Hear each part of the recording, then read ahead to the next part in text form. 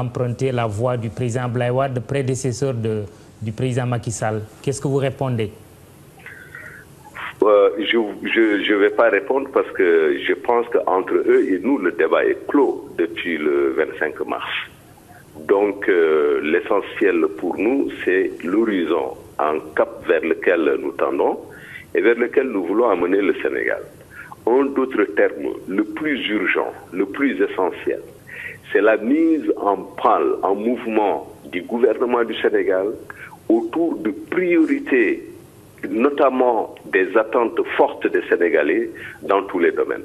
Tout le reste, c'est de la polémique et je ne crois pas qu'aujourd'hui, compte tenu des urgences, compte tenu de la situation sous-régionale dans laquelle évolue le Sénégal, avec des zones de tempête, d'instabilité, compte tenu également de la nécessité de recentrage que le président vient de mettre en œuvre, recentrage sur la compétence, recentrage sur les critères de performance, je ne crois pas qu'il soit utile de polémiquer ou alors de répondre à des propos qui sont aujourd'hui tout à fait hors sujet, parce que simplement le débat que certains posent, il est historiquement clos depuis quelques mois. Alors, depuis au moins le mois de mars. Vous avez théorisé le nouvel ordre de priorité il n'y a pas longtemps, vous, El Hadj Kassé, en tant que conseiller spécial du président de la République.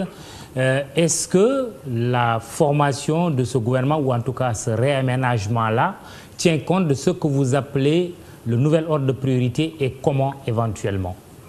Mais tout à fait. Le nouvel ordre de priorité signifie uniquement, essentiellement dans la démarche du président Macky Sall, la mise en avant des attentes des Sénégalais et non des lubies du père ou du fils. Parce que si vous regardez bien la composition de ce gouvernement, il y a eu ce qu'on peut appeler des décrochages. L'attente des Sénégalais, ponctuellement, c'était la sécurité. Et en faisant prévaloir les intérêts de la patrie par rapport à ceux du parti, le président a pris une mesure forte en amenant aux affaires le général Pathé Seck, dont tous les observateurs pensent qu'il est compétent, qu'il est sérieux et qu'il va faire des résultats. Premièrement. Deuxièmement, la question de l'agriculture est une question centrale parce que l'agriculture est dans la vision du président Macky Sall le moteur de la croissance. En ce sens que non seulement elle devra produire suffisamment, mais elle devra également déboucher sur des filières de transformation agroalimentaire qui réindustrialisent le Sénégal. Le nouvel ordre de priorité s'exprime également ou s'illustre également dans la nomination d'un ministre de l'enseignement supérieur dont on connaît les résultats partout où il est passé. Cela veut dire quoi? Cela veut dire également que qui était recteur de l'université Gaston Berger de Saint-Louis. Oui, il a été recteur de l'université Gaston Berger de Saint-Louis et je pense qu'il a produit de bons résultats. Je pense qu'il a une excellente réputation dans le milieu scientifique, dans le milieu de l'enseignement et dans le milieu professionnel. Mais également, la formation professionnelle tient une place éminente dans le programme Yonou Yokouté et c'est pourquoi il y a eu là également un recentrage.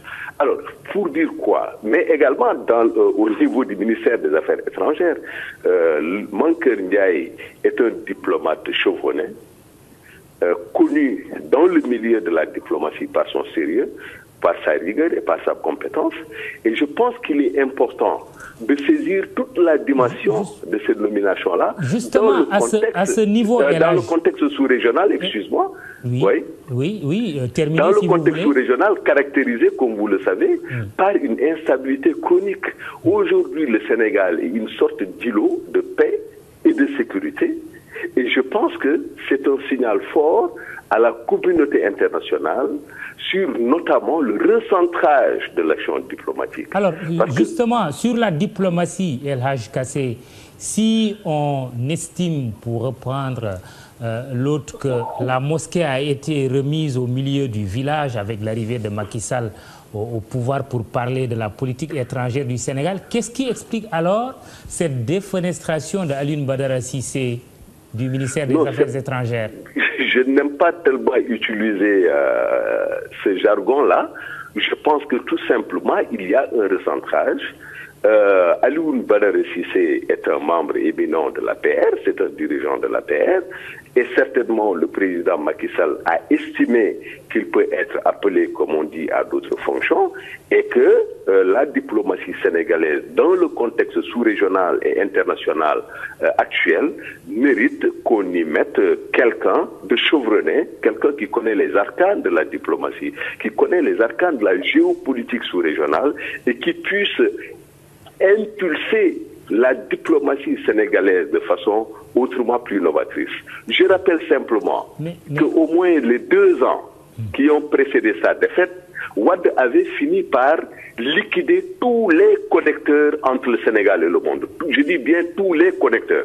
Il n'y avait pas un seul ministre qui soit venu au Sénégal. Ouais, il n'y avait pas la visite d'un seul chef d'État. Ouais. Et alors, donc, il est important aujourd'hui de recréer ces connexions-là, mais pour que la voix du Sénégal, comme d'habitude, comme de tradition, soit beaucoup plus présente dans l'espace mondial. Oui, puisque vous parlez de connecteurs et l'âge cassé, dans le même mouvement, en faisant partir du gouvernement son ministre de l'Intérieur et fidèle compagnon Mbaye Ndiaye, son ministre des Affaires étrangères et fidèle compagnon Alioune Badara Cissé, le chef de l'État n'est-il pas en train de scier la branche sur laquelle il est assis? Vous savez, quand le président dit que la patrie prime sur le parti, ce n'est pas un vain mot. Cela traduit une conception de la politique qui veut qu'on parte de la nécessité de privilégier, de faire primer les intérêts du Sénégal au-delà des intérêts de clan. Et ça également, c'est un signal fort à la classe politique. Il faut que nous apprenions à nous élever au-dessus des intérêts spécifiques et claniques de nos partis. Ceci dit, mais Mbaye Ndiaye comme Alioune Badara Cissé ne sont pas exclus du champ de la majorité présidentielle. Il y a juste eu des glissements. Et il est évident que, comme je disais tout à l'heure, l'expression appelée à d'autres fonctions est une expression opératoire et que c'est absolument sûr que l'un comme l'autre vont servir là où le président pense qu'ils vont mieux opérer que là où ils étaient. Donc il n'y a là rien de scandaleux. Le président ne suit aucune branche, a fortiori la branche sur laquelle il est assis. D'autant plus que la branche la plus solide, la branche la plus robuste, la plus coriace, c'est la branche du peuple sénégalais. C'est la branche des priorités du peuple sénégalais. C'est la branche des intérêts stratégiques du Sénégal. Très bien. Elhadji Kassé, merci. On revient sur ce plateau. On valse entre le français et le wolof. Barkaba, on va parler d'un ministère qu'occupe Youssou Ndour. C'était la culture et le tourisme. Aujourd'hui, Youssou Ndour occupe le portefeuille du tourisme et des loisirs. Il perd la culture. La culture, justement, cette instabilité chronique qui la poursuit. Absolument. On aurait pensé raisonnablement qu'avec une personnalité comme M. Youssou Ndour, il y aurait un peu plus de stabilité parce que Youssou Ndour est un homme de culture.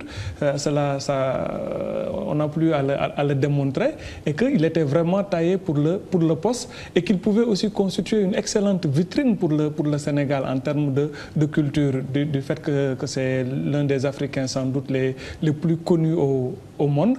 Mais là aussi, surprise, Youssou Ndour migre vers une autre station.